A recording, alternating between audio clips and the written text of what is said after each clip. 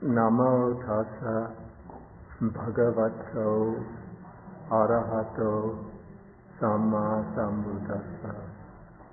Namo tassa bhagavato arahato samma sambuddhassa. Namo tassa bhagavato arahato samma sambuddhassa.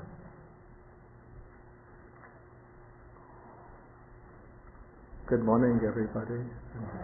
Welcome back after the winter break.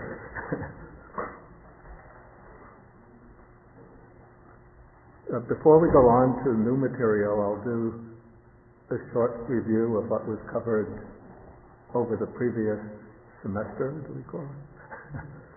I feel like I'm back in college again.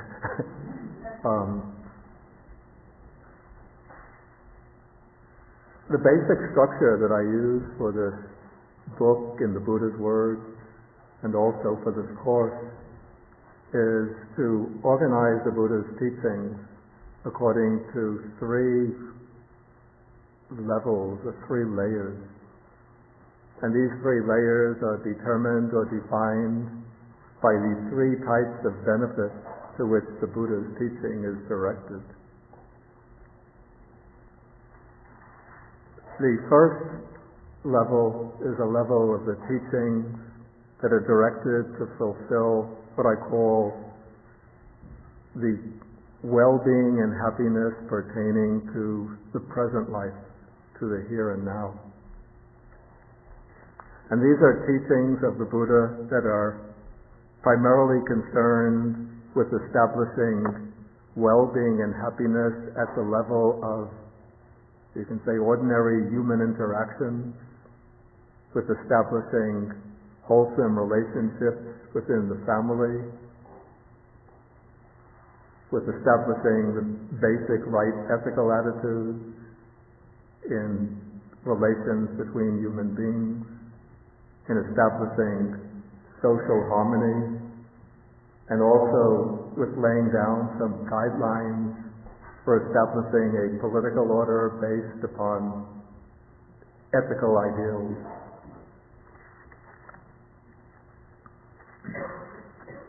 And this aspect of the Buddha's teachings were dealt with in chapter 4.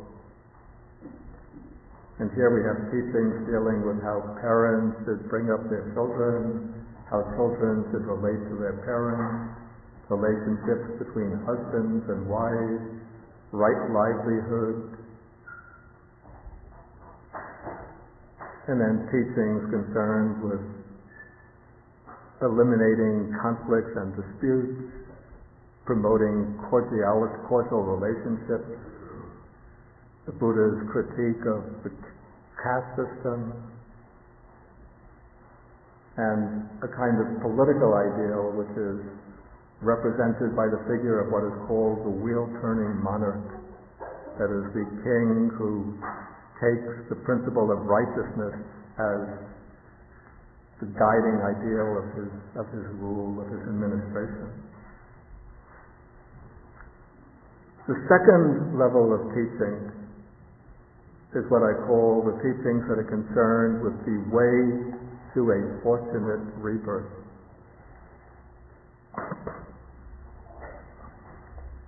And when we approach this level of teaching, we begin with some investigation of the principles or law of karma and its fruits. And so we started by investigating the Buddha's teachings on karma and his teachings on the way our volitional actions, our karmic actions, produce fruits or results that accord with the ethical action, with the ethical nature of the actions themselves.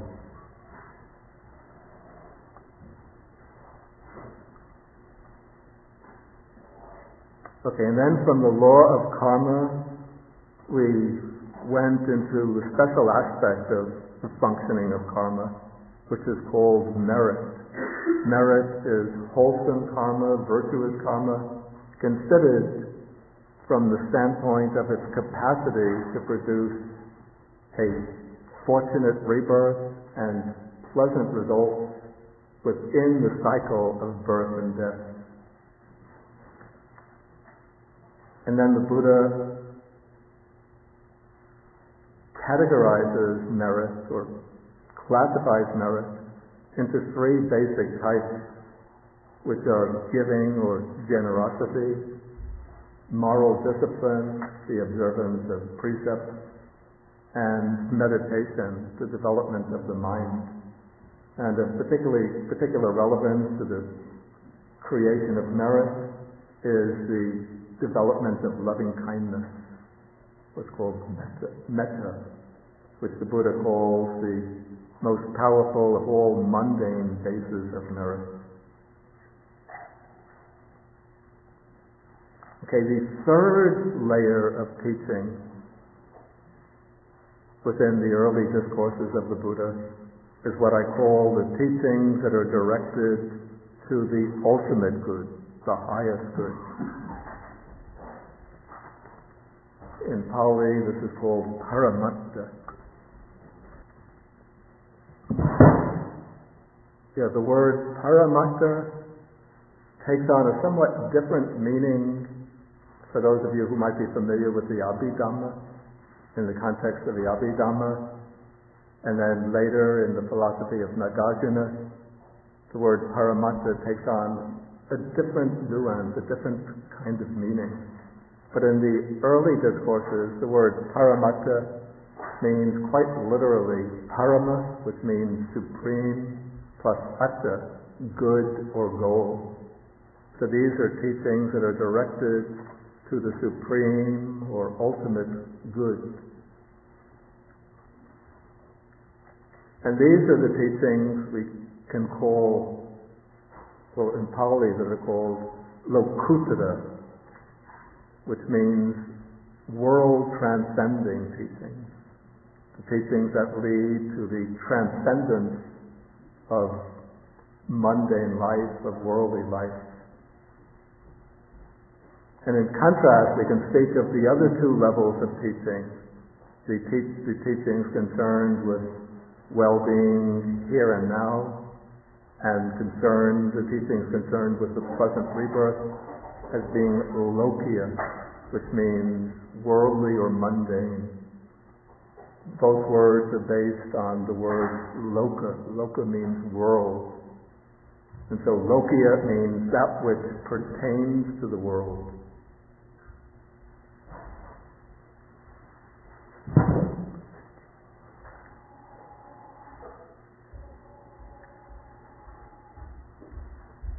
And then the opposite of that, lokuttara, means that which pertains to the emergence from the world, the arising out of the world, or the transcendence of the world. Some translators, including myself, used to use the expression super mundane, but maybe it's a little obscure, especially for people who don't have Latin as their native language. But I think world transcending is more literal, and I think it's clearer. Okay, within this book, the teachings concerned with the ultimate good, the world transcending teachings, will actually properly begin with chapter 7. But chapter 6, which precedes it, I call this a transitional chapter, a chapter that's concerned with constructing the transition from the mundane teachings to the super mundane teachings. Oops, there I go, slipping back into Latin. Teachings that are concerned with constructing the transition from the worldly teachings or mundane teachings to the world transcending teachings.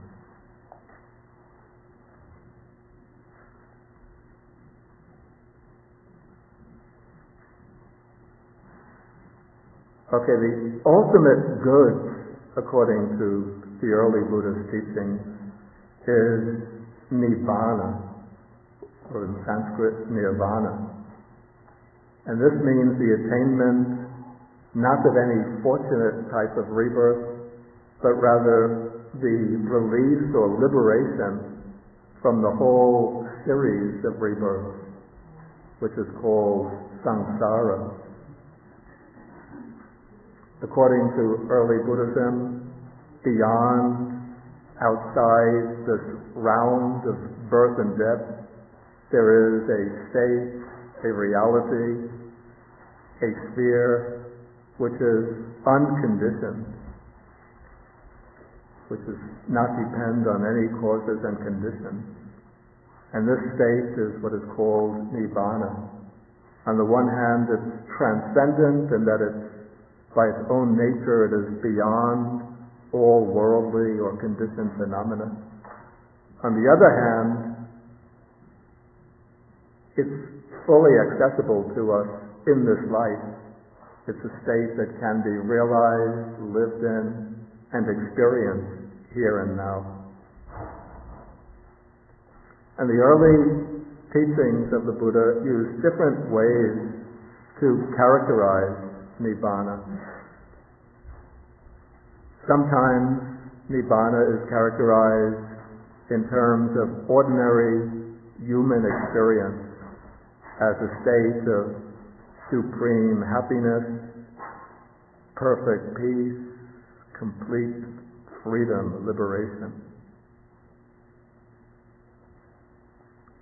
Sometimes it's characterized as the complete eradication or elimination of those forces that keep us in bondage to the round of birth and death, in bondage to samsara.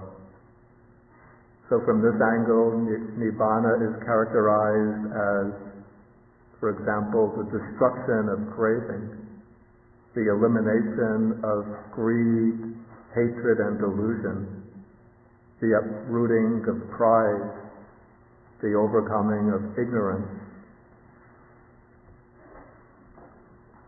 And then from still another angle, Nirvana is characterized simply by the negation of certain universal characteristics of samsara, or of things within samsara.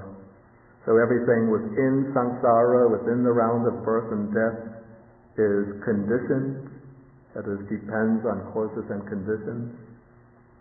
Nibbana is called unconditioned, not made by different causes coming together. Everything within samsara, all mundane phenomena, arise, come into being, they're born. So Nibbana is called the unborn or the unproduced. Everything within the round of birth and death, within samsara, passes away, undergoes destruction. So Nibbana is called the indestructible. And then when this is phrased in a somewhat more human way, it's called the deathless, that state which is not subject to death.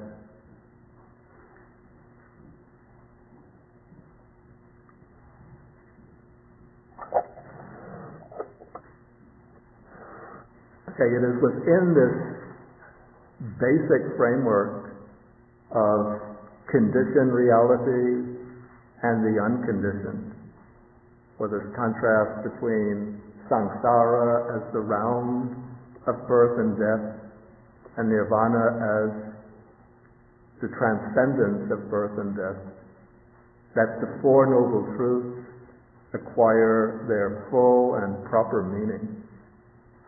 The Four Noble Truths, so they have a psychological dimension, and so they can be understood at one level psychologically, but at a deeper and more complete level of understanding, the Four Noble Truths are not just a psychological analysis of human suffering, but they rather constitute what I would call a program for world transcending liberation. And so we have the Four Noble Truths. Can't remember what they are. Anybody remember?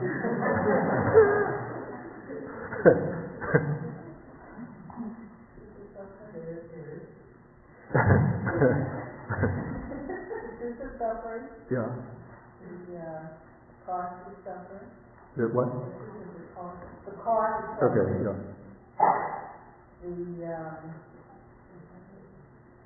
All that is cause, all that arises in suffering. And it's a plan for us to do it. But what is the third? Pardon? I didn't catch the third. As the liberation from suffering. And the fourth is the plan for that, which is the full self-effect. Okay. But the third is usually stated a little bit differently, not exactly as liberation from suffering. All that is caused, not the way it's expressed. That's okay. That's the cessation of suffering. Okay, so we have the Four Truths.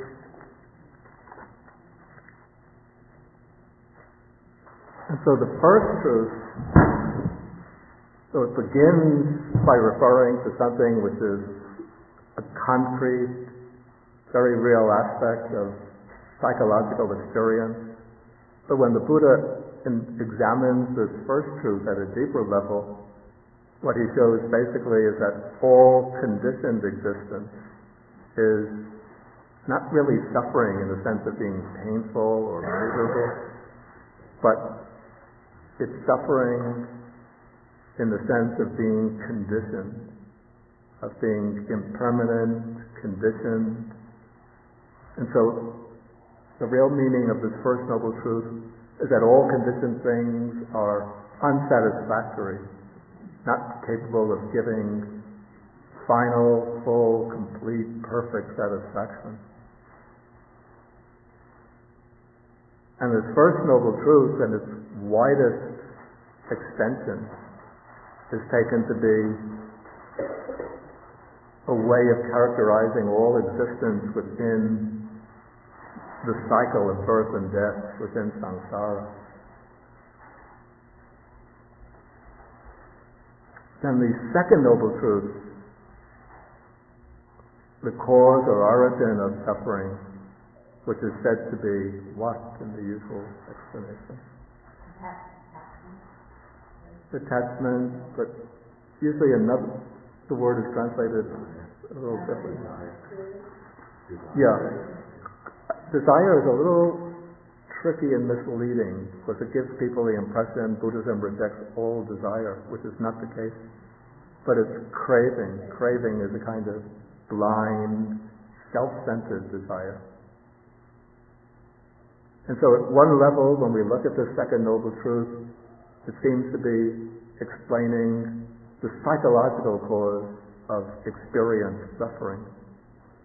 And there is definitely that aspect to the relationship between craving and dukkha, suffering. But when we look at the total of the Buddha's discourses, we see that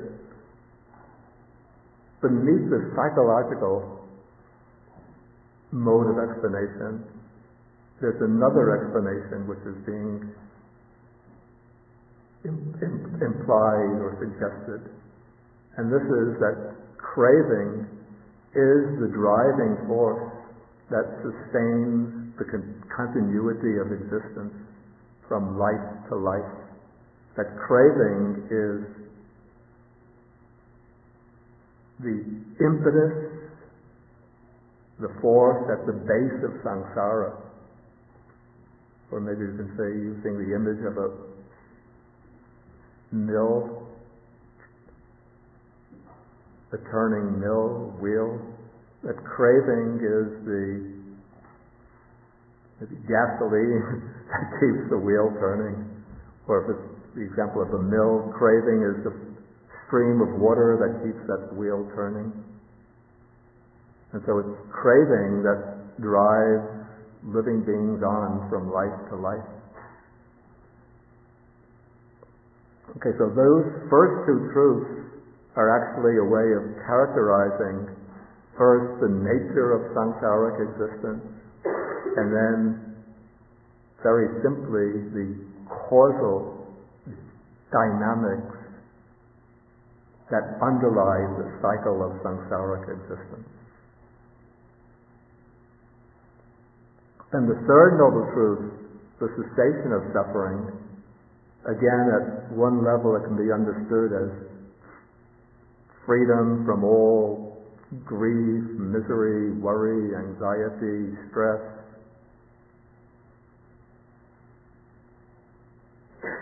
But the third noble truth points to a still deeper dimension, which is that of nirvana, the unconditioned, as that state which is completely free from all suffering, all experienced suffering, and free from birth, change, aging, and death. And then the fourth noble truth, the truth of the path, explains and discloses the causal process that leads to the attainment of nibbana, the path of practice that leads to liberation from the cycle of birth and death. So one could say, using this dichotomy of lokiya and lokuttara, mundane and world transcending, the first two truths are the two truths of mundane, worldly reality. And the third and fourth truths are the truths of world transcending liberation.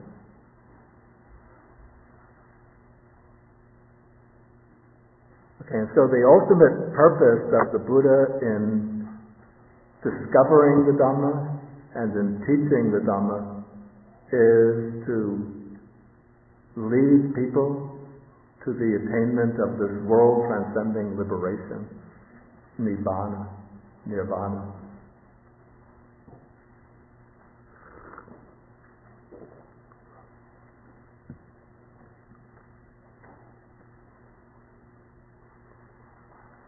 And when we pick up an introductory book on Buddhism, usually we find the book will begin maybe a few pages, a chapter on the life of the Buddha. Then that will be followed, second chapter will introduce the Four Noble Truths. That is the fundamental teaching of Buddhism. But if one looks at the discourses, the original records of the Buddha's teaching, one sees that the Buddha doesn't begin by teaching the Four Noble Truths to relative newcomers to the Dhamma.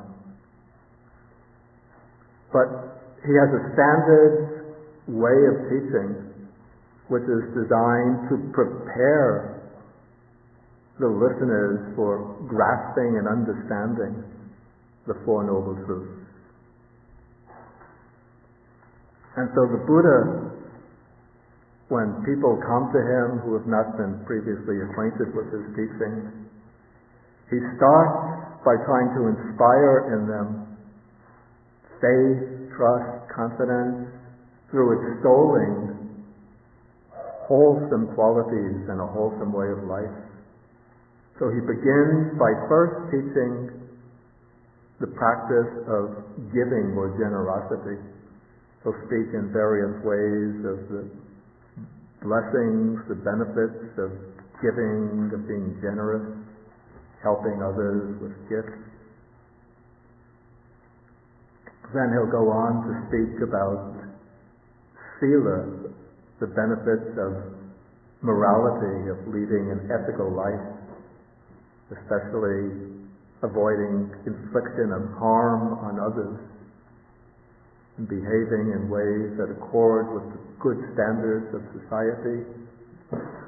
and ways that are governed especially by this principle of harmlessness, non-violence, showing concern for others just as one would for oneself.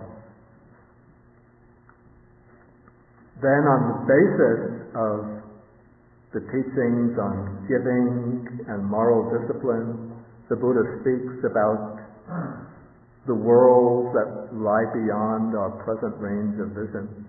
He'll speak about the heavenly realm and how good actions, wholesome actions, can lead to rebirth in the heavenly realm.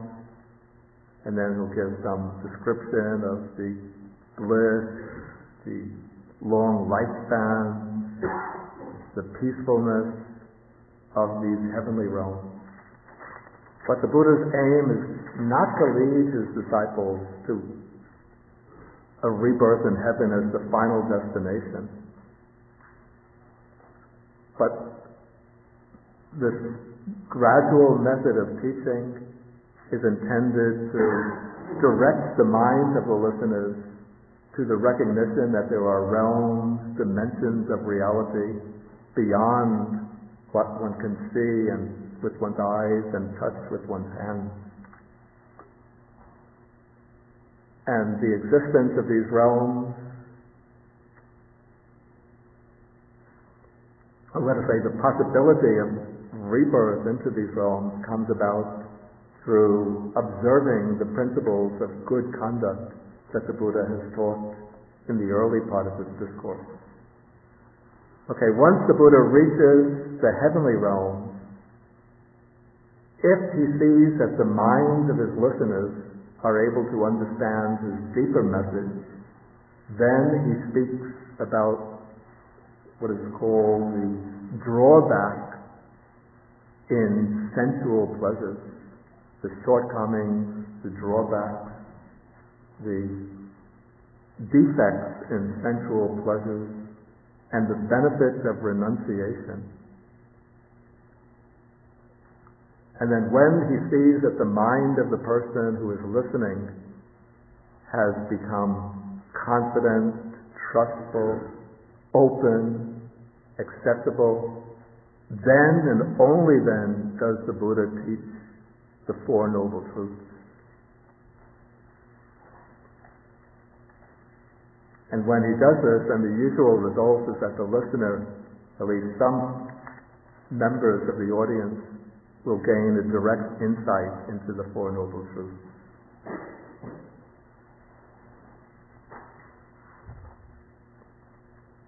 And so the Buddha recognized, even from an early time, that to teach people this world-transcending Dharma, this Dharma that goes beyond the conditioned world, is something very difficult. And yet the Buddha found that it's possible. We see this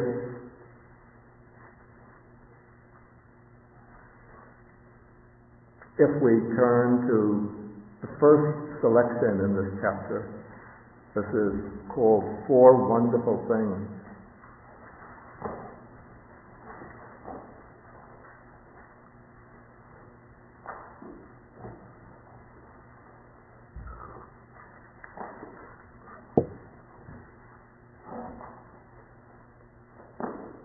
And this discourse comes after another discourse in which the Buddha speaks about four wonderful and marvelous things. The Pali Acharya Abhuta Dhamma means, usually it suggests something of a miraculous nature.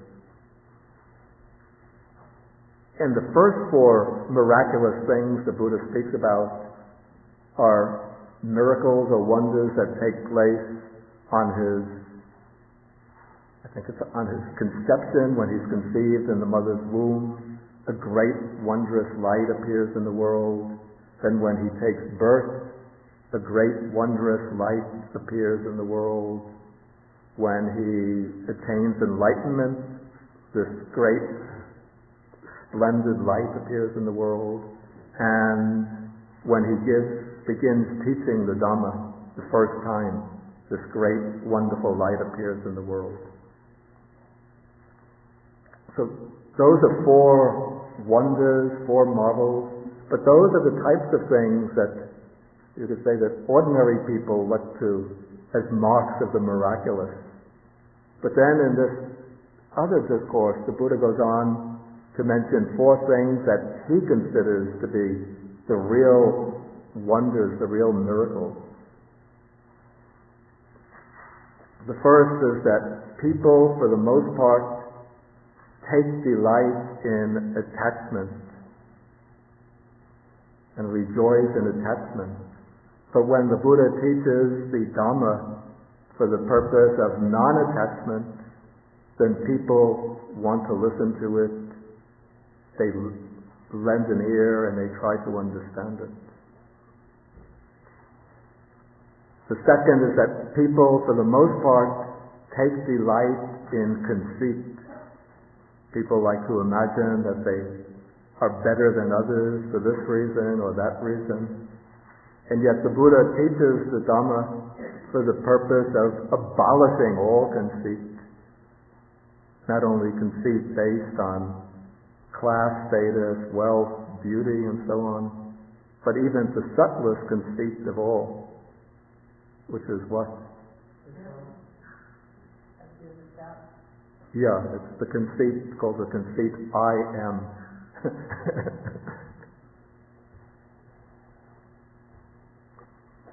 Okay, the third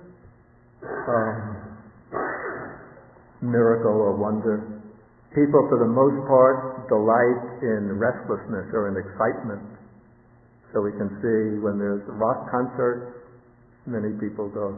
When there's boxing match, wrestling match, seats are sold out weeks in advance. Football game, people go. Dance hall, people go.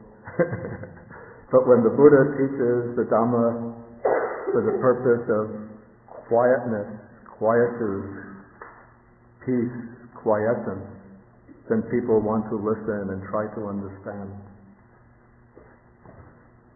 And then the fourth wonder is that people are for the most part blinded by ignorance. But when the Buddha teaches for the purpose of knowledge, wisdom, the overcoming of ignorance, again people want to listen and try to understand.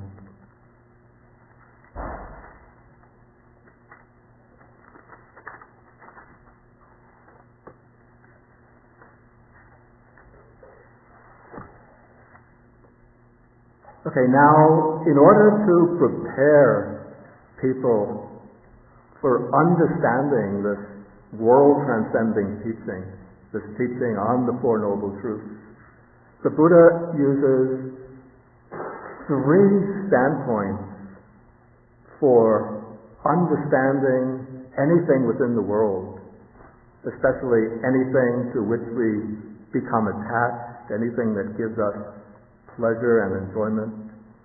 And so these three standpoints provide a kind of method, I call it a method for reappraising the values by which we live, the values by which we order and organize our lives. We could also call these three standpoints, they unfold in a particular sequence, a particular order. And so we can call them three steps or moments, using the word moment in somewhat of a Hegelian sense, the way the philosopher Hegel uses the word. Three steps, three stages in the development of understanding. So when we are going to understand the nature of our experience, the way our minds function, we use these three standpoints, taking them in the sequence, the order that the Buddha lays them out. And what are these three standpoints, these three steps? Okay, the first is, we use the Pali word asada, which I've translated actually I followed Venerable Nyanamoli in translating this as gratification. It might also be rendered as enjoyment. I think it literally means something like the sweet taste, the enjoyable flavor. I think the Chinese translators used wei for it, is that correct? Which has the meaning of taste, right? Flavor.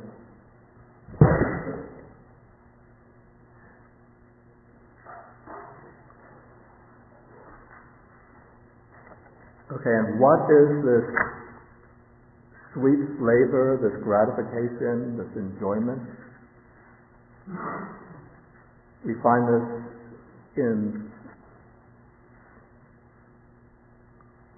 we're on page 192 of the book. What is the gratification in the world? What is the danger? What is the escape from the world? Here the Buddha is sitting on the seat somewhere around the Bodhi tree. Before his enlightenment, he's still a bodhisattva trying to find the way to enlightenment, and now he's reflecting. And the thought occurs to him, what is the gratification in the world, in anything in the world? What is the danger? What is the escape from the world?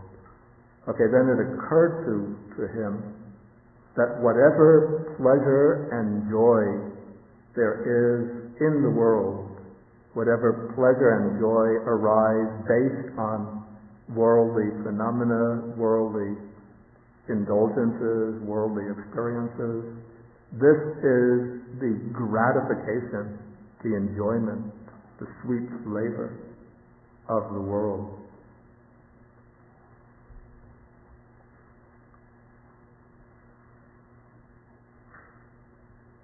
Okay, so when we are first examining our experience, the Buddha makes it clear that we have to get a clear conception of this enjoyment in the world. This is the foundation. It's something that one can't deny, can't devalue, but one has to come to a clear recognition that there is this enjoyment in the world, in worldly experience. But then one has to look deeper, and then one comes to the second standpoint, the second step of understanding. And this is what is called in Pali adinava, which here is translated danger. It might also be translated, I think more accurately, as maybe inadequacy, defectiveness, or perhaps unsatisfactoriness. And this, the Buddha says, is that the world, or anything within the world that we get enjoyment from, is impermanent, bound up with suffering, and subject to change.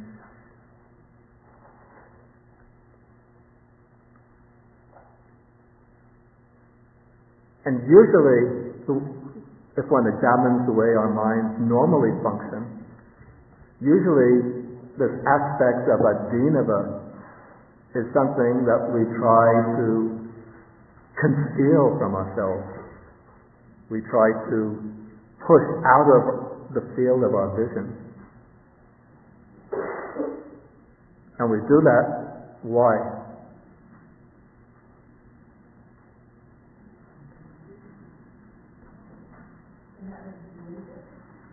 What is that? Not ready to release it. Yeah, that's one aspect. Anything else?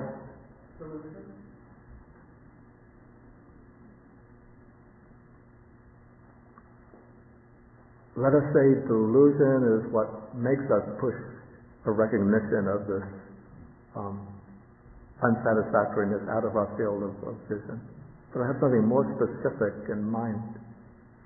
There's an immediate completeness and thinking that things can continue on forever. I think that's another way of phrasing the idea that I had in mind. In order to continue to enjoy, one has to keep the idea of defects, unsatisfactoriness, danger out of one's field of vision. Somebody is a confirmed smoker. If he hears a radio report, TV report on how smoking leads to cancer, heart disease, switches the channel. Get some good music on, or a comedy program, right?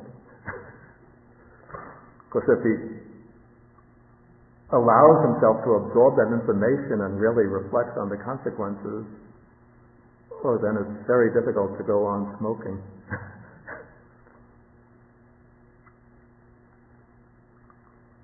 Okay, so you can say that continued enjoyment depends upon a certain blindness, which is not simply a completely involuntary blindness, but this is almost a deliberate blindness, a deliberate pushing away of disturbing, disquieting information away from our capacity for recognition.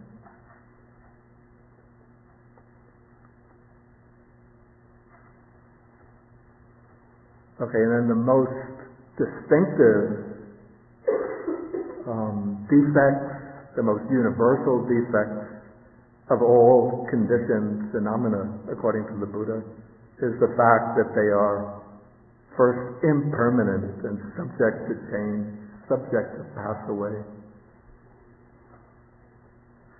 And if we're enjoying things with the knowledge that they're impermanent, of course one can enjoy them with a certain amount of detachment. But if they're things that we are really fiercely attached to, then we start to recognize their impermanence, then that attachment will start to dissolve and fall away. And that is what we want to avoid, because if the attachment falls away, we don't get to enjoy that 10th or 20th cigarette of the day. It always seems that it's just that next cigarette that one's going to light up that's going to be the one that has the marvelous taste, or that gives the marvelous satisfaction.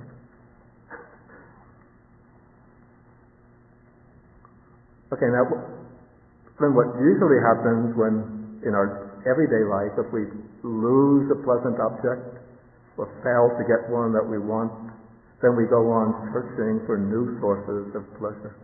Always there's this hope that something will fulfill our desires.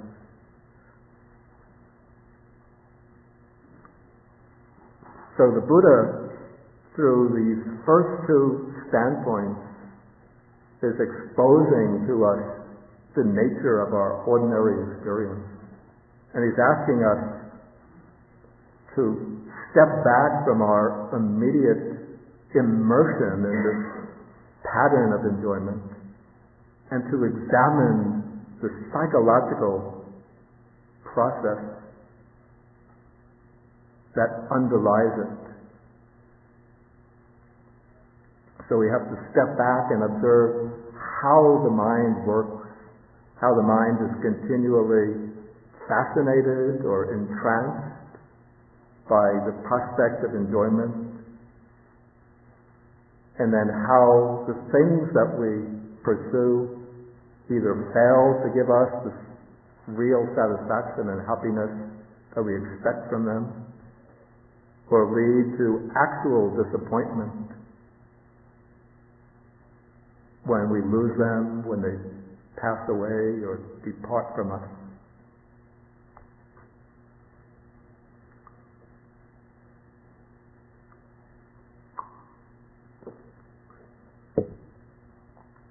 Okay, and then when we recognize the second step or standpoint, this prepares us for the third standpoint of understanding, which in Pali it's nisarana. Sometimes people wonder, why does that N have a dot under it? In Indian languages, there's a difference between an N with a dot under it and an ordinary N without a dot under it. The ordinary N, like in Adinava, it's pronounced with the teeth against the roof of the mouth, the tongue against the teeth. We call that a dental N. And the N with a dot under it, it's pronounced with the tongue against the roof of the mouth. Big difference. Can you hear Adinava, that N, and Nisarana? Maybe the way I pronounce it, not so clear. But I know some Sinhalese Sri Lankan monks, when they pronounce them, one could hear very distinctly the difference. Okay, anyway, the third step is called Nisarana, which, following earlier translators, I translate as escape, which I'm not completely happy with, because when people hear this, they think, so Buddhism is a philosophy of escapism. But actually this word Nisarana doesn't have the particular connotation that the English word escape does. But rather it means, sarana means going, or literally running. Nis means out, running out, going out. You might even translate it release from, or departure from.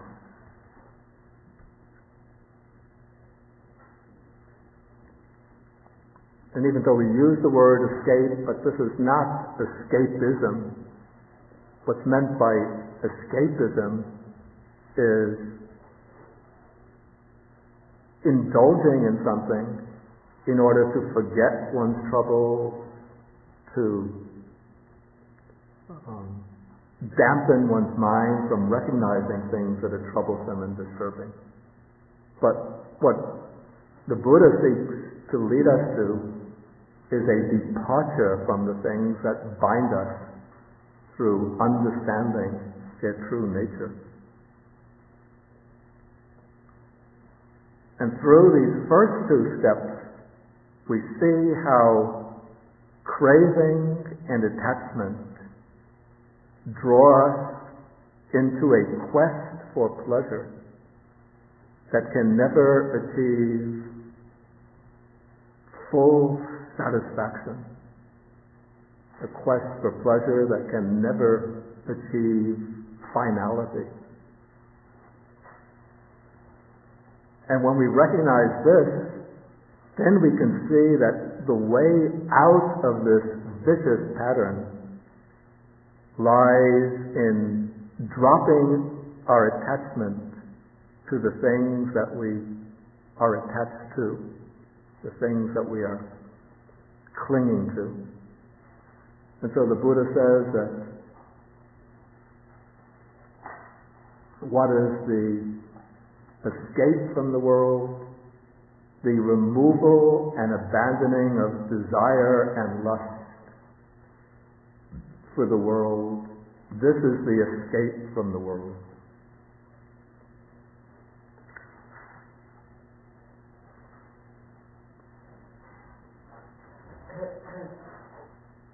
And then the Buddha, in the same sutta, he goes on to say that so long as he did not directly know these three aspects, these three standpoints of gratification, danger, and escape, he did not claim to have reached supreme enlightenment, but it was only when he knew these three standpoints fully that he could claim to be fully enlightened.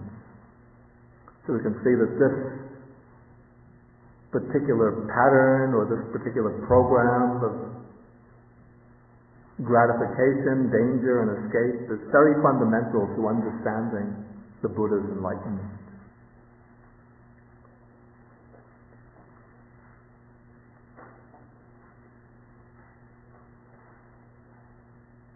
Okay, then in this sutta number 3, I'm on page 193.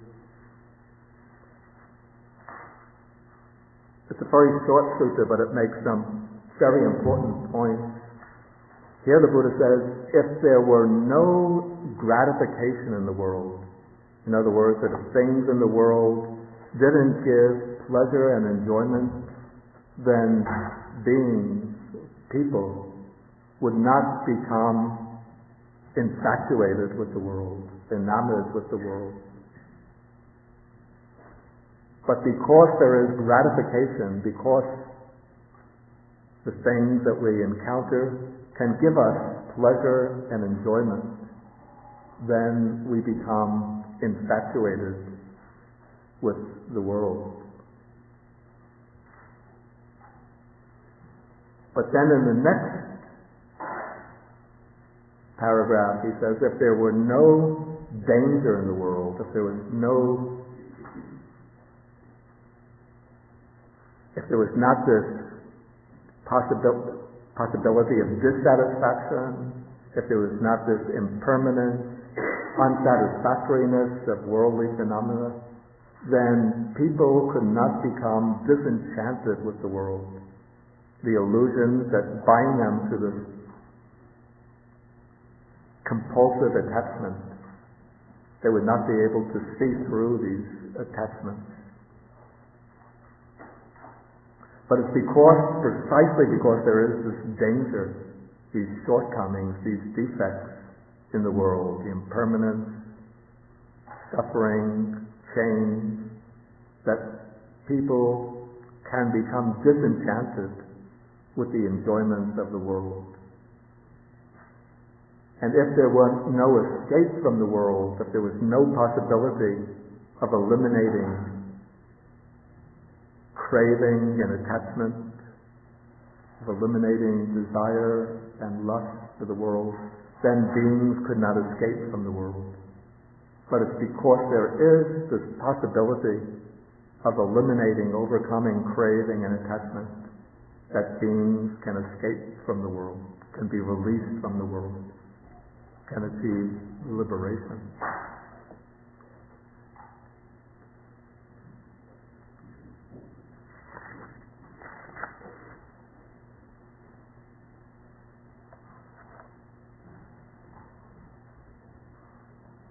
Okay, maybe at this point I'll ask if there are any questions on what I've covered so far.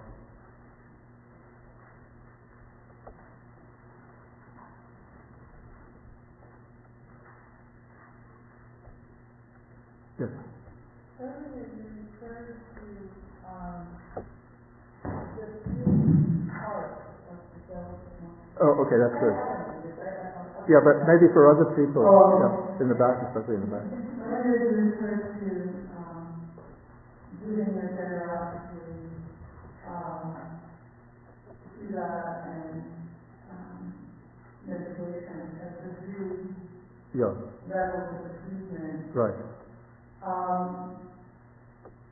It was interesting because I always think of the study of Bhikkhu, and you seem to put generosity sort of in that slot. In what? You put, normally I would think that was the place for... for wisdom. I see. Rather than the Dharma, the interesting... Were you, basically, making that up, or is that... No. No. No, I don't think so, but I mean, were you replacing it? No. I'm not replacing anything.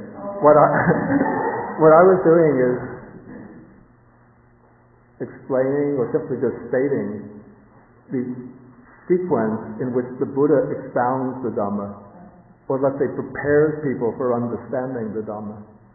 And so he will begin with generosity, morality, moral discipline, and then the workings of karma, the heavens. This is part of the graduated, what's called Anupupika Dhammakata, which means the gradual, step-by-step teaching of the Dhamma, exposition of the Dhamma. And this is something different. Wait, you said generosity.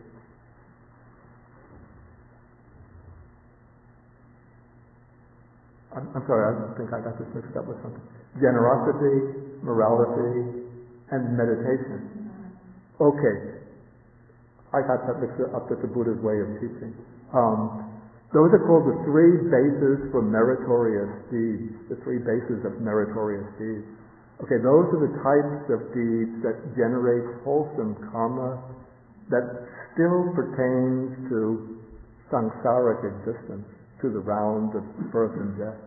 So those are the types of deeds that will generate or create wholesome karma that will lead to good rebirth as a human being or in the heavenly realms.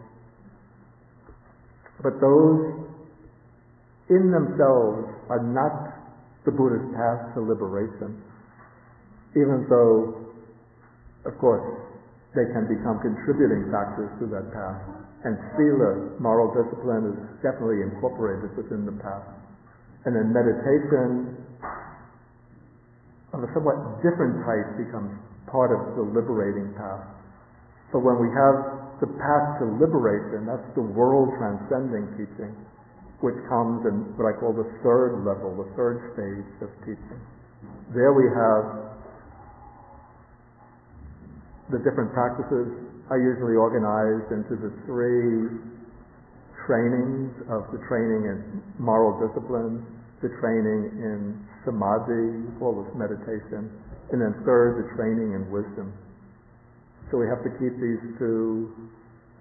I mean, there's some overlap between them, but the teaching on wisdom, the emphasis on wisdom, pertains especially to the paramatta, the world-transcending teaching. It's not so much emphasized within the mundane teaching. Except, of course, if one has wisdom in the sense of understanding the laws of karmic causation, and of course, any wisdom will itself become a source of merit and a cause of wholesome karma. But the special function of wisdom is to lead to world transcendence, not to be part of the round of becoming.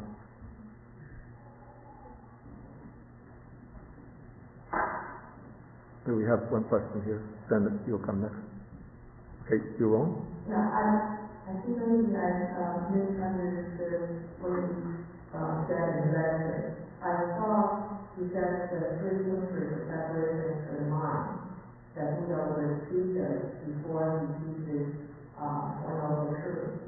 So, was that the three things you mentioned? I thought was generosity, sila, and I think you mentioned the aspiration for the heavenly realm. Yeah, right, yeah.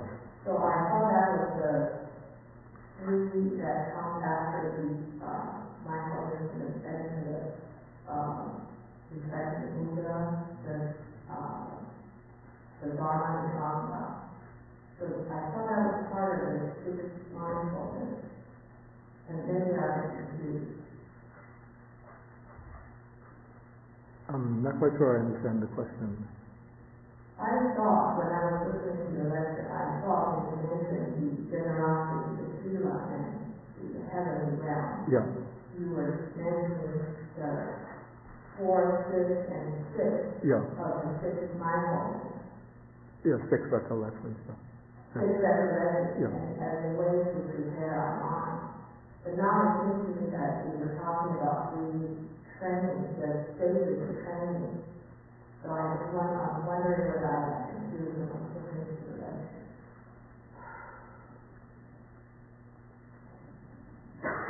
Okay, look, I won't say whether you're confused or not, but I'll just clarify the situation. Okay, those three principles that I was speaking about are principles that figure in the way the Buddha will introduce a new audience to his teaching, to the Dhamma. When people come who are relative newcomers, who haven't really been exposed to his teaching before, the Buddha will begin by teaching generosity. Then from there he'll go to morality, to ethics, and then from there to teaching about the heavens and presumably about the working of karmic causation that brings rebirth in the heavens. Okay, so this is Then when the Buddha sees that the person can understand more, then he'll go on to explain the defects, the unsatisfactoriness of sensual pleasures, and the benefits of renunciation. And then when the person's mind becomes confident and trusting, then he teaches the Four Noble Truths. So that's a particular sequence that the Buddha uses in a desana, in a teaching. Maybe if he's giving a 1-hour lecture, he'll proceed through those topics. It is a fact, though, that the first 3 topics, generosity, morality, and the heavens, do become recollections amongst the set of 6 recollections. So they can be used as meditation topics. But the way I was introducing them was not as meditation topics, but as stages that the Buddha passes through in a discourse. Maybe 10 minutes on generosity, 10 minutes on morality, 10 minutes on the heavens. Then when he reaches that point, then he might go on to what's called the danger, the unsatisfactoriness and sensual pleasures, and the benefits and renunciation. Then the Four Noble Truths. Without meditation. Not just meditation. How can the mind be trained?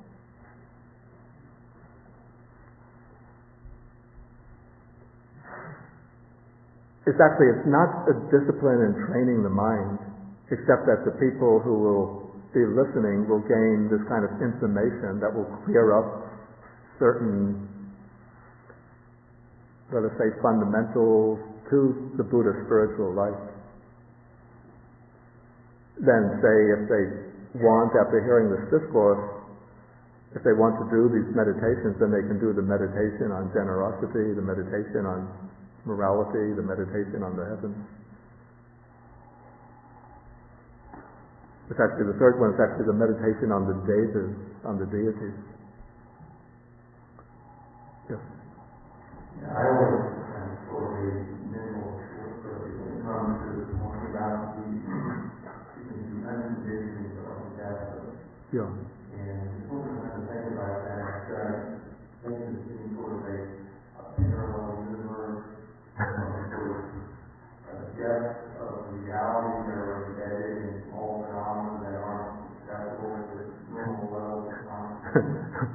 Or what exactly? Because it seems like there's some channel exists between the conditioned and the unconditioned.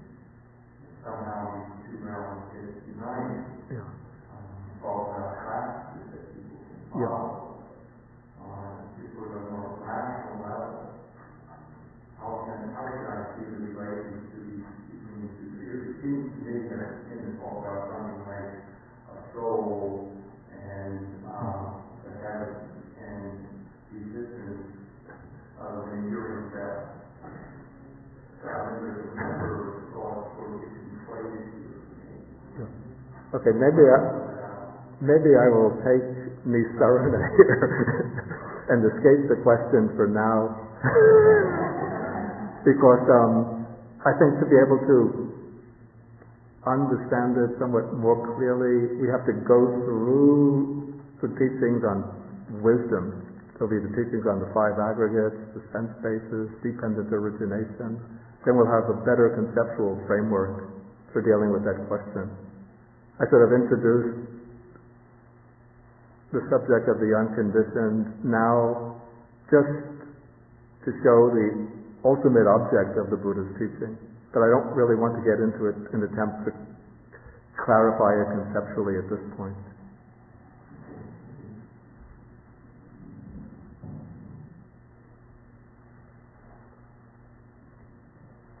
I have a question about the first section and structure. Yeah. The 4 wonderful things are attachment, conceit, restlessness, and ignorance. Yeah. And 3 of them seem to correspond to the illusion and the pre-forming. But restlessness seems to be given sort of prominence there by including it with those other 3. Can you comment on that? Why restlessness would be included? Yeah, first I would not put identify conceit with hatred. They're quite different. Okay. So I don't think we should try to subordinate this scheme to the greed, hatred, and delusion scheme, except that attachment, of course, corresponds with greed, and delusion, ignorance, are basically the same thing. But we don't have to try to assimilate the other two to hatred. They just don't fit. Yeah.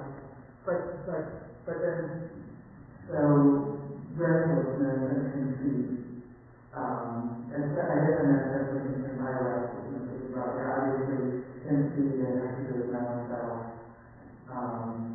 So how does restlessness fit in that dynamic?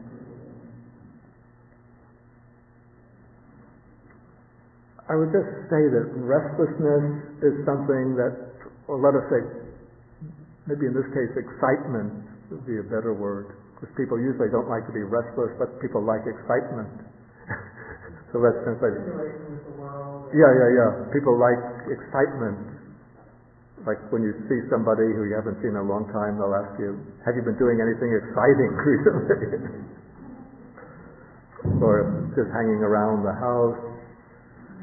This is boring. I want to do something exciting. Let's see what sports match, rock concert, dance hall.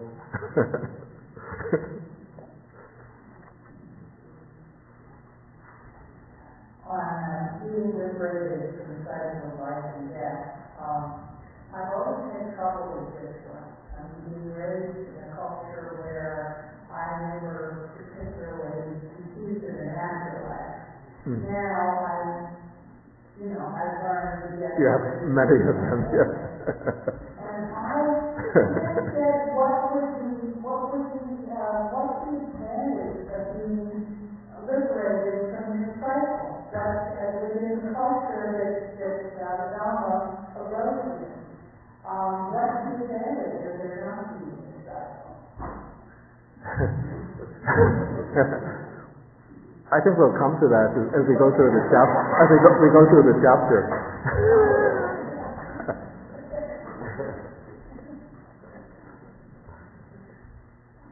Okay, maybe I should go on now. Unless if anybody has a real urgent question, then you could ask. But otherwise, I want to proceed. Okay, so now we can go on to the next text, which is a sutta that comes in the middle-length Discourses, Majjhima Nikaya. It's sutta number 13. It's called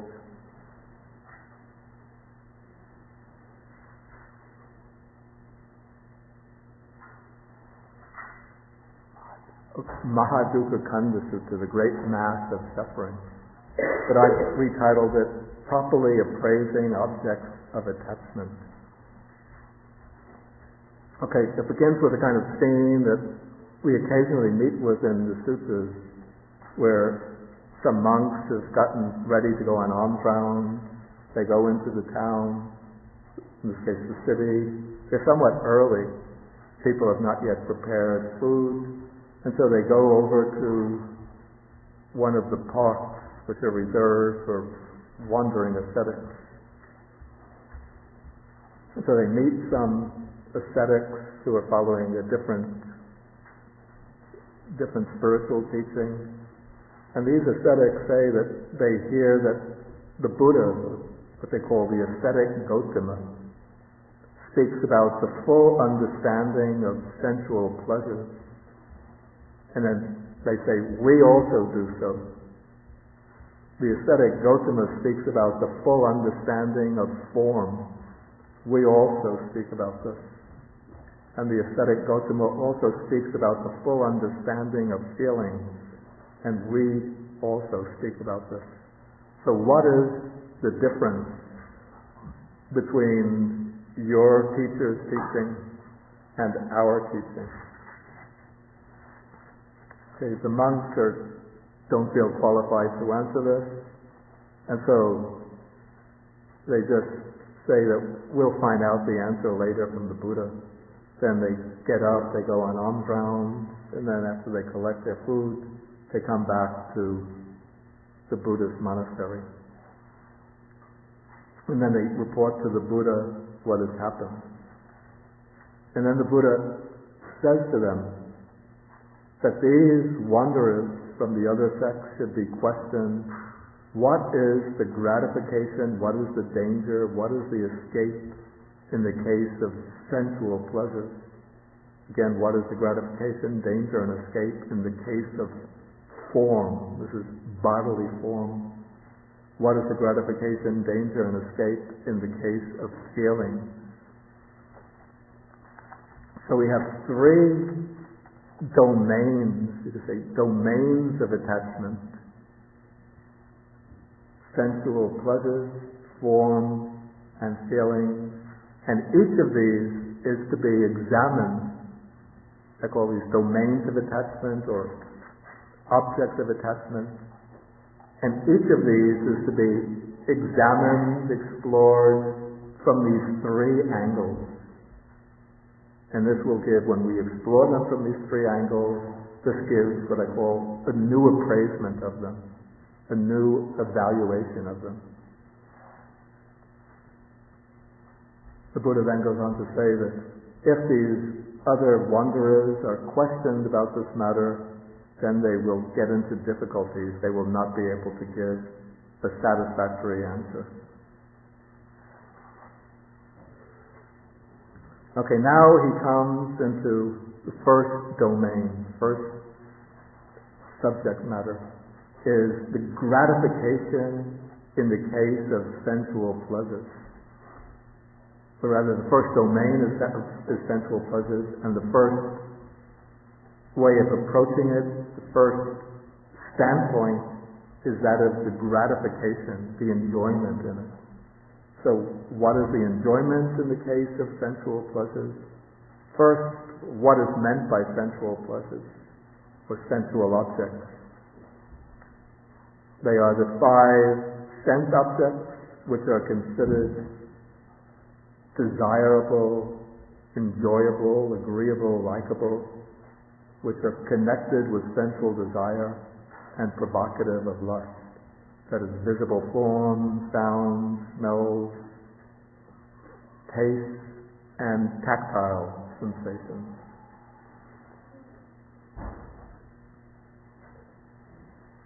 And then those are called the five chords, or five, maybe more simply the five objects of sensual pleasure.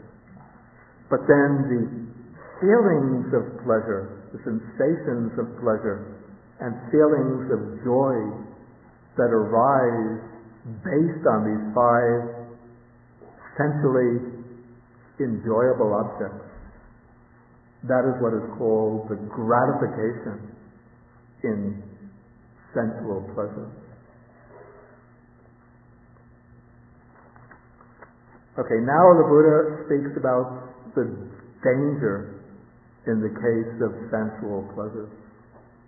Disadvantage, the defects in the case of sensual pleasures. And he takes the case of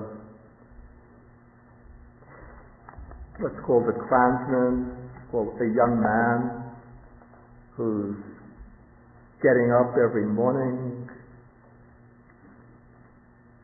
putting on his suit and tie, getting out to drive on the highway, or get on a crowded bus, a crowded train, sometimes to go to the office to work, either could be an accountant, lawyer, factory worker,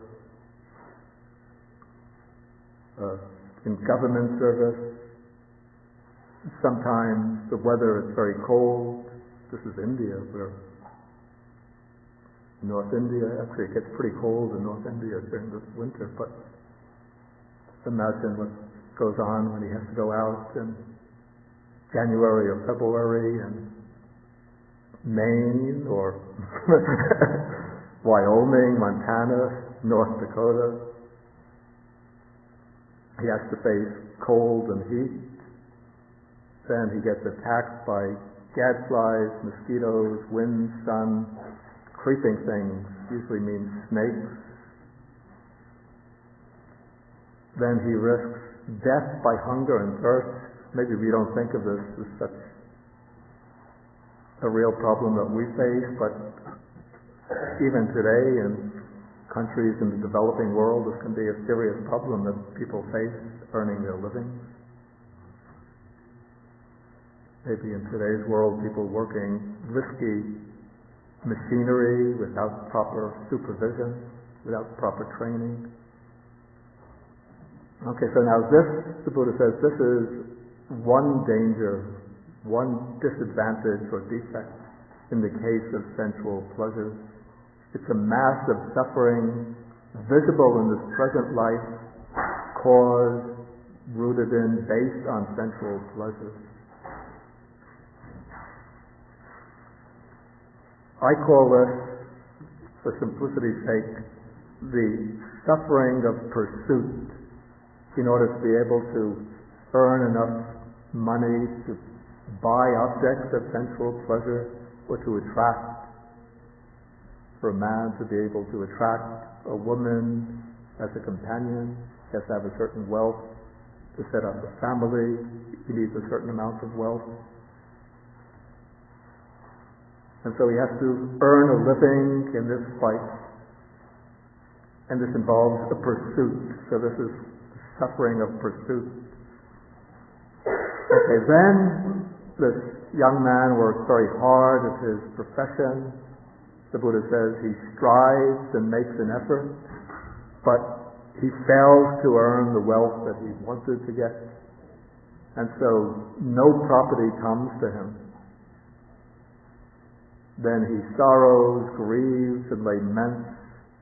He weeps, beating his breast, and he becomes mentally upset, crying out, "My work is in vain, my effort has been futile."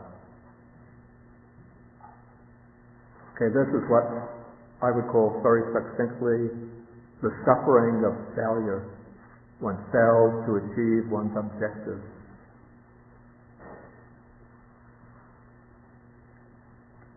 Okay, suppose he does acquire wealth, and then he can acquire the property that he wants.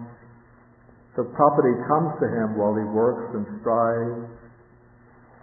Then he experiences pain and misery in protecting the property. And this would have been a very real problem in ancient times, and still is, where there's not a sound legal system involved for protecting one's wealth. So he has to worry, afflicted with anxiety and distress. How can I prevent kings from taking away my property? Kings will say, you have to pay so much as tax. And there would not be insurance, so he has to be constantly worried, how can I prevent thieves from taking off with it?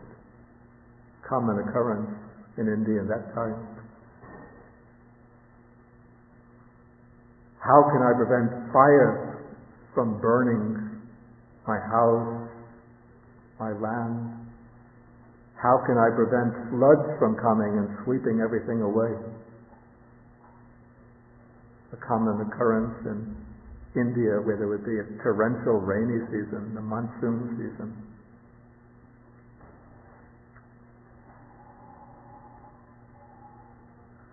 Well, we don't have to even speak about ancient India, but people living in Southern California, every year, they call these desert fires, wilderness fires. So many people with $1 million homes in the hundreds and thousands of dollars. Fire comes, a desert fire, sweeping through the whole area, burning up their homes, their precious homes. Then people we think of, perhaps the most poignant example, New Orleans, but throughout the country when there's a lot of heavy rain, people's homes can be just washed away and destroyed. And then the other danger is, again, this is still very much with us, unloved heirs manipulating the will, going to lawyers and making a case. Oh, he intended the property to come to me. Or even while he's still alive, manipulating with the legal system to get the property transferred to themselves. And so they make off with it. And so this, I call this the suffering of protection. One gets what one wants, one always has to protect it and safeguard it.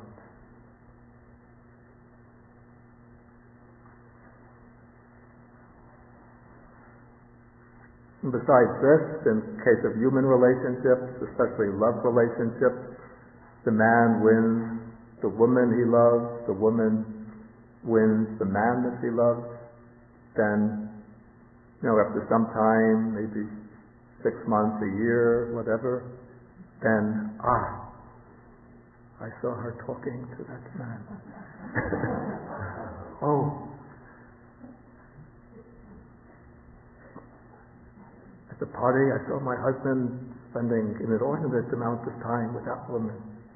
How can I prevent anything from developing? And so there's, again, this protection in human relationships. Okay, so now even though this young man, he's protecting and safeguarding his property, but still, in those days there was no law generally that can protect one's wealth from the king. The king decides he has to get so much as revenue, so he'll say, you have to give me that land of yours, or you have to pay so much in taxes. What thieves make off with it, fire burns it, water sweeps it away, or those unloved heirs manipulate the contract and take the property for themselves. And so then there comes sorrow, grief, lamenting, and again he's beating his breast and crying out, I no longer have what belonged to me. So this is what I call the suffering of loss.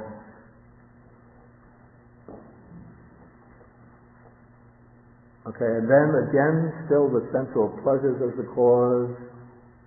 Kings quarrel with kings. Maybe we no longer have kings, but country fights with country. And then here are the different groups in the Indian society, Kshatriyas with Kshatriyas, Brahmins with Brahmins, householders with householders, and even within the family, mother quarrels with son, son with mother, son with father, father with son, brother with brother, brother with sister, sister with brother, friend with friend. Okay, so then the quarrels gain momentum, and then they are attacking each other with fists, clods, sticks, or knives. And very sadly today we have to add with guns. And then they incur death or deadly suffering. So here we have the suffering of conflict and violence. And then the suffering of violence, this conflict, is elaborated in paragraphs 12 and 13, where we come into full-scale war.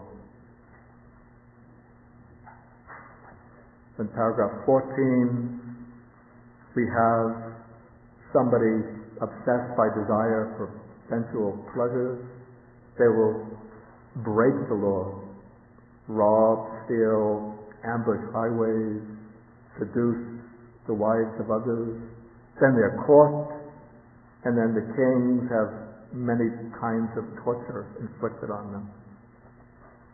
In those days, of course, there were no laws against these very harsh punishments, and so often they will, through these punishments, even for just simple acts of burglary, they might have their hands cut off or even be killed. And so this is a danger in the case of sensual pleasures. And these are dangers, the Buddha is always saying, a mass of suffering visible in this present life. But then paragraph 15, he speaks about how people motivated by the desire for sensual pleasures indulge in wrong conduct of body, speech, and mind. And as a result of that, on the breakup of the body after death, they are reborn in what's called the state of misery, a bad destination in one of the lower realms of existence, even in the lowest realm in hell. And then this is called a danger in the case of sensual pleasures, a mass of suffering, not of this present life, but in the life to come. Again caused by the craving for sensual pleasures. Okay, so all of these are different ways of elaborating the danger in sensual pleasures. Then in paragraph 3, we come to what is called the escape from sensual pleasures. And the escape from sensual pleasures is the removal of desire and lust, the abandoning of desire and lust for sensual pleasures.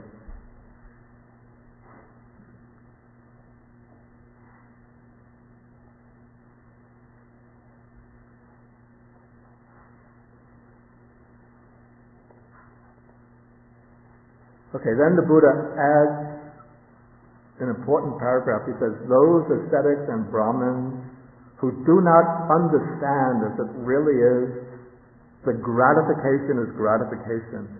So one has to understand the enjoyment that comes from sensual pleasures. And those who do not understand the danger, the unsatisfactoriness as a danger, and who do not understand the escape, the release from sensual pleasures as escape. It is impossible that they can either fully understand sensual pleasures themselves or teach others, guide others, so that they can fully understand sensual pleasures. But those who understand all these things, the Buddha says, they can fully understand sensual pleasures themselves and instruct others so that they can fully understand sensual pleasures. That is possible.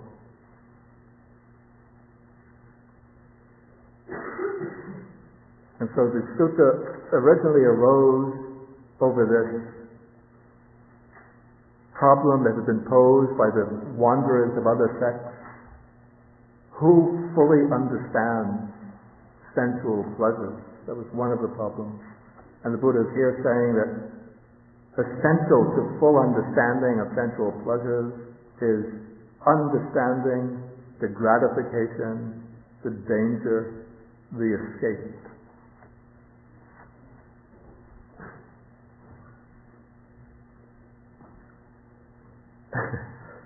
Okay, the second domain of what I call understanding, or the second domain of attachment, is form. In a way, this seems almost to be closely related to sensual pleasures, but I guess what is meant here is the bodily form itself rather than the appearance of the form.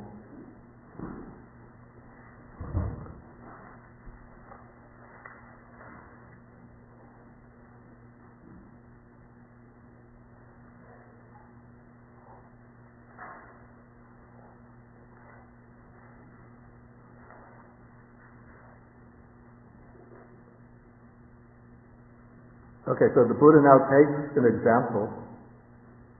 He says, suppose there were a girl of the Khattiya class or the Brahmin class or of householder stock in her 15th or 16th year, neither too tall nor too short, neither too thin nor too fat, neither too dark nor too fair.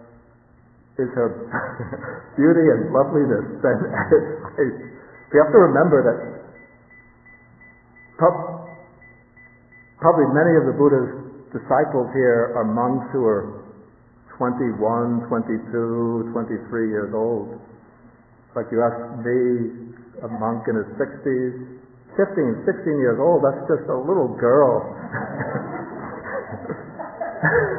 I remember there was a case, somebody told me that there was a Burmese meditation master, U Pandita, who was giving a course to Americans, and he was going to lecture in the meditation course on the sutta, and his American pupils told him that this isn't like a traditional Asian country where one always speaks just from the masculine point of view.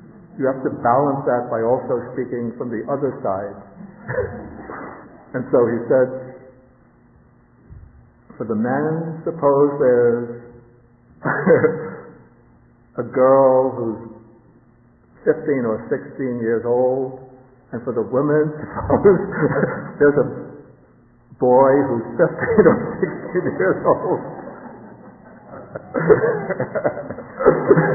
And afterwards a woman told him, for us, the 15-year-old, 16-year-old boy is just a kid. Venerable, get real. They didn't put it that way.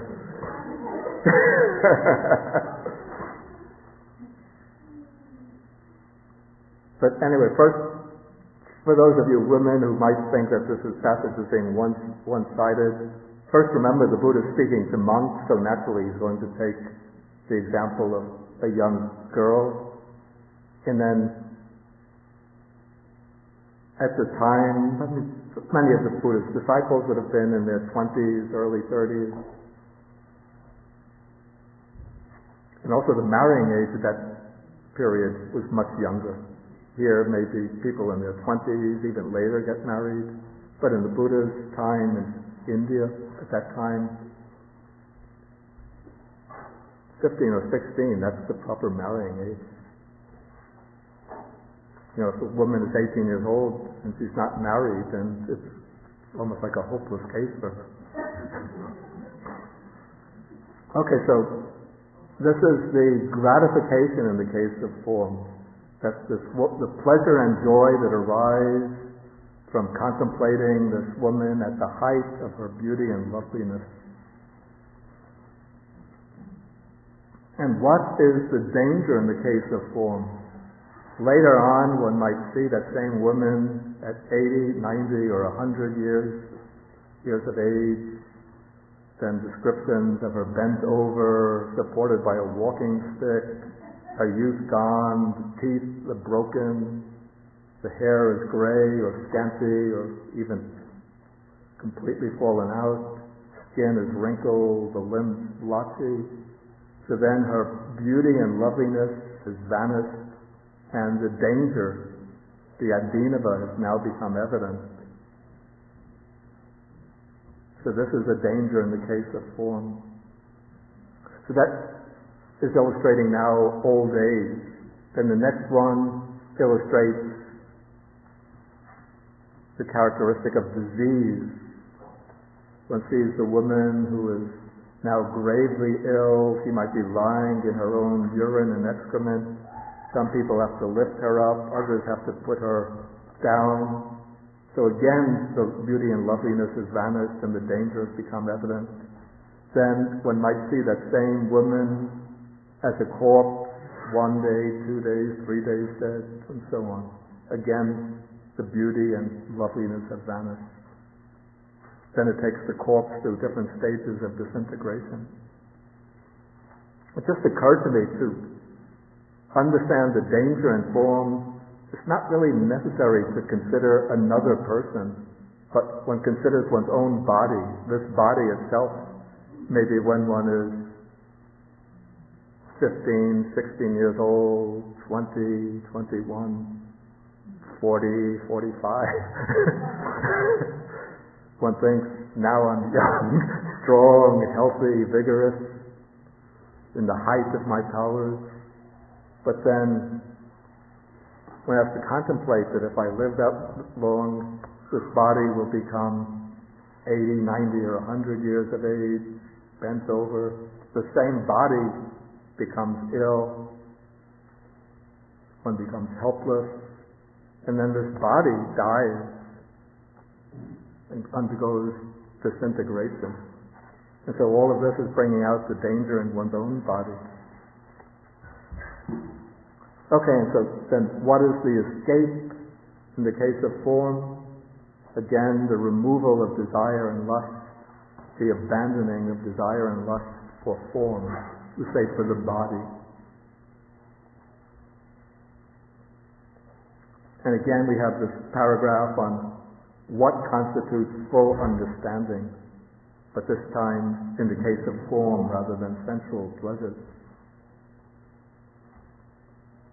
Okay, the third domain of attachment is feeling. Feeling here doesn't mean what we call emotions, but it's feeling simply in the sense of the felt quality of experience as being pleasant, painful, or neither pleasant nor painful.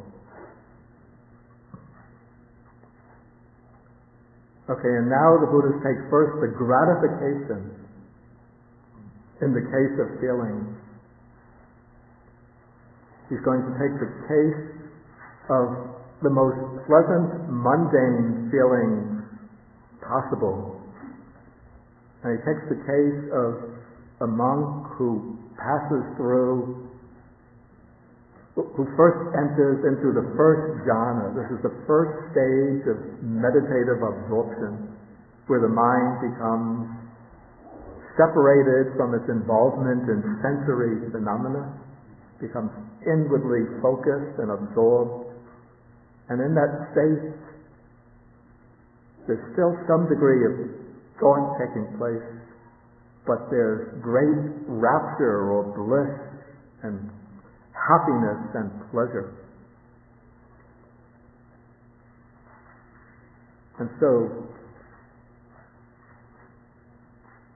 in that case, in that state of jhana, one doesn't act in any way for one's own affliction or for the affliction of others, but one is experiencing only that feeling which is free from any affliction. It's a state of unadulterated rapture and bliss.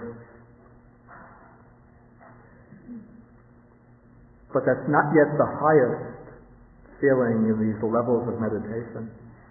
For one can go beyond that through the stilling of the subtle residue of thought.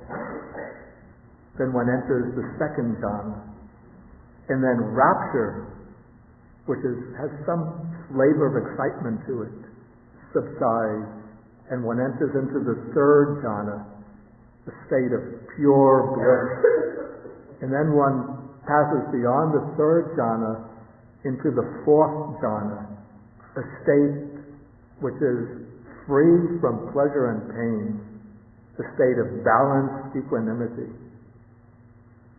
in which the feeling is very refined, very subtle, peaceful. And so the Buddha says that this feeling without any affliction, this is the highest gratification, the highest enjoyment in the case of feeling. But still, even these feelings of the meditative absorption, of the jhanas, these deep meditative states, these feelings too are impermanent, suffering, and subject to change. And so if one becomes attached to those feelings, then one exposes oneself to suffering. So that is the danger in those feelings. And then the escape from feelings, the Buddha says, is the removal of desire and lust, the abandoning of desire and lust for feelings. That is the escape in the case of feelings.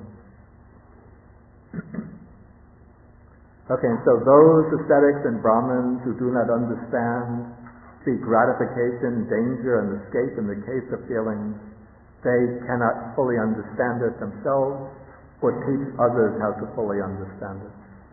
But those who understand these they can fully understand feelings themselves and teach others how to fully understand them. Okay, I think we'll call it stop at this point. Then I'll ask whether there's any questions.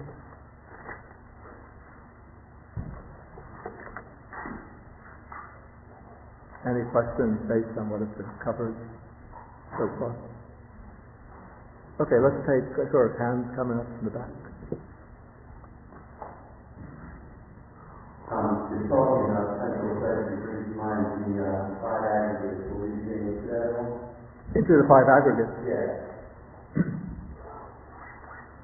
Essentially, we have a whole section on the five aggregates, but that will come later. Yeah. Yeah, it comes in the courses. When we get into the discussion, into the treatment of wisdom, then we take the five aggregates. I think form in the second domain attachment can only refer to what from body. It also refers to the it also refers to forms in the eye of the beholder. Then how could you distinguish it from the first chord of interpretation in the first domain of attachment?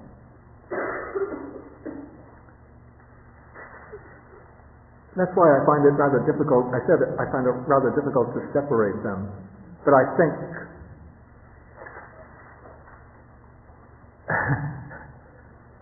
I have to say it's a little bit mixed up in the sutta, because it seems if the Buddha is taking the example of a beautiful form of a young woman for a man, it seems almost that its visible form is a source of pleasure. Whereas if one wants to take the body isolated from any admixture with essentially attractive forms, then one should take one's own body rather than the body of another. Is that your point? It seems so to me, too. Though I don't, that's just what I have to say.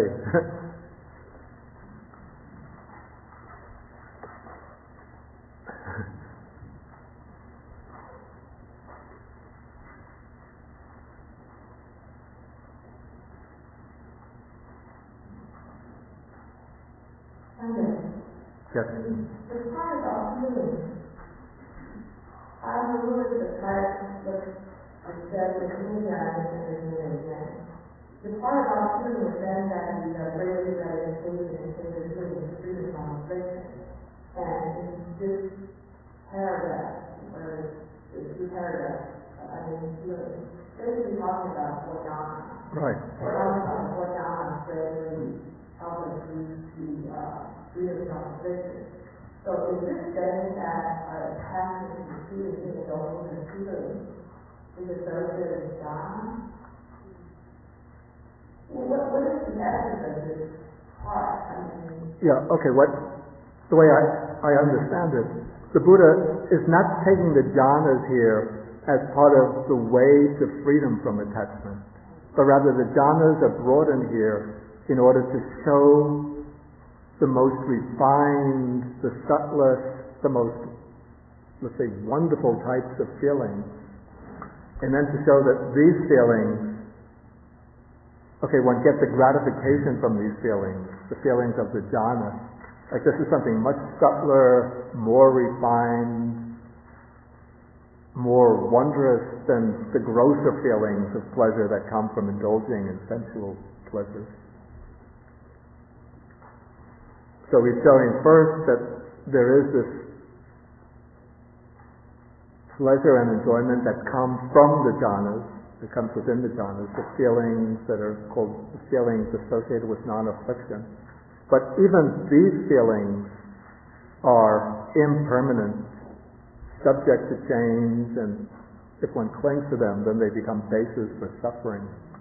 So the point seems to be that even for those who are leading this meditative, ascetic life, one should not become attached to these feelings of the jhanas. Those kinds of meditation also have Yeah, the danger is that these feelings too are impermanent and subject to change, and so one should not become attached to those feelings. Of course, as part of the Buddha's path, one develops the jhanas, but without attachment to them, through understanding their impermanence. And then by giving up that attachment, then one escapes from bondage to those feelings. Because if one indulges in the enjoyment, the enjoyable feelings of the jhanas, that will lead to a rebirth in some higher realm, what's called the Brahma world, but those realms are impermanent too. I think I have a passage on that coming later in this chapter we'll get to next week. If one does not go through the jhana, in fact, prevents one from going on through the spiritual walk. It takes the microphone. One does not go through the jhana, but it does prevent one from going further in the spiritual walk. That is necessary to the spiritual walk. This is a point which is somewhat debated even amongst Buddhist interpreters, whether the jhanas are absolutely necessary. Let us say that the jhanas themselves are usually used as a definition of samma samadhi, of right concentration. And so the Buddha does place some emphasis on the jhanas. There's a question whether it's possible to reach the development of insight without passing through the jhanas, which is a rather moot question. But we don't have to settle that question in order to understand this passage here. The point of the passage is simply that the pleasant and peaceful feelings of the jhanas can become an object of attachment too. And so by examining their danger or their unsatisfactoriness, one has to put away the attachment to that pleasant feeling or to that tranquil feeling and then become free from it. It seems to me that when we talk about form, we want it to my personal form, Yeah. as opposed to what I see out Yeah. there. Yeah. That it's just my understanding outside of the realm of form and pleasure, but rather form and identification. And so it seems to me that the track that he's talking about is also being identified with my form, and I am, which then creates the illusion that this is all that I am. Yeah. Okay, this is a good point, but what I would say is that is not the point of the present passage. Of course, the present passage is concerned, let's say the present passage defines asada, the enjoyment, as the pleasure and joy that arise from these things. So it's not, this passage itself is not concerned with identification. But there will be other texts which do speak about how this identification, what's called the delusion I am, or the conceit I am, like one of the ways to break it, to dissolve it, is through the contemplation of impermanence, and especially the death and disintegration of the body, is one sort of avenue to eliminating that conceit.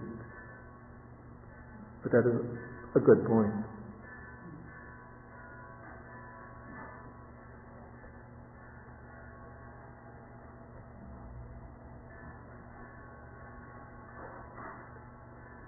Any further questions? Okay, then I think, okay. That means that the lunch is ready. Time for the asada, the sweet thing. So one also has to understand the adinava.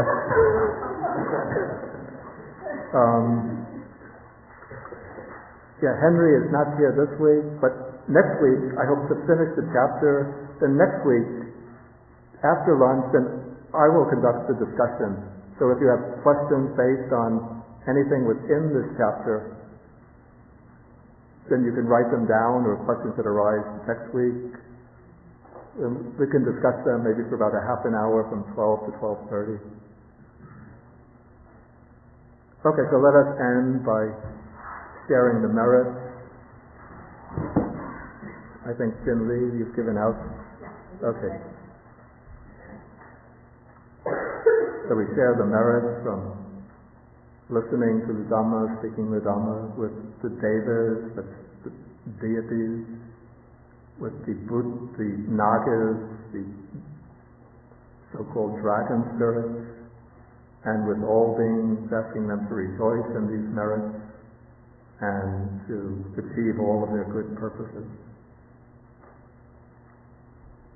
Akadata Jabhumata Deva Naga Mahirtika Punyantam Anumoditva Chirang Rakantu Sasanam Akadata Jabhumata Deva Naga Mahirtika Punyantam Anumoditva Chirang Rakantu Desanam Akasata Jabhumata Deva Naga Mahirtika Punyantam Anumoditva Chirang Rakantu Mangaram Etavataja Amhehi Sampadam Punya Sampadam Sabhe Deva Anumodantu Sabha Sampati Siddhya